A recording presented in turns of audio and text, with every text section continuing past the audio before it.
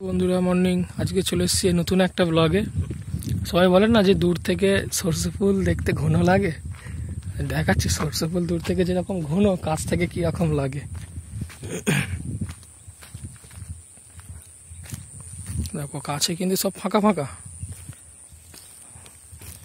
দূর থেকে ঘন লাগে। কাছে যাবো যে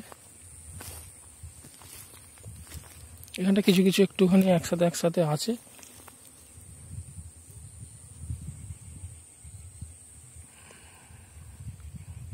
দূর থেকে দেখলে ঘনই লাগবে। আর ওই সাইডগুলোতে, যেমন এই সাইডে যে ফাঁকা জায়গাটা যে পড়ে আছে, এরকম ফাঁকা জায়গার এখানে ওরা বিকেলবেলা করে ময়ূর আসে।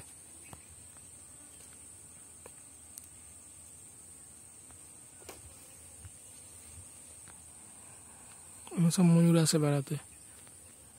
এটা একদম আমাদের গ্রাম সাইড জায়গা। সেইটুকুনি দেখানোর ছিল। মৌমাছি ভবা করছে এই সাইডে।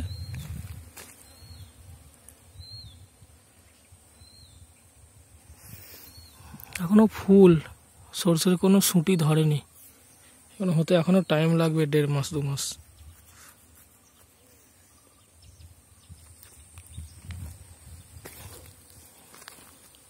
চলে যাই, আবার আসবো অন্য একটা কোনোদিন অন্যরকম ভিডিও নিয়ে।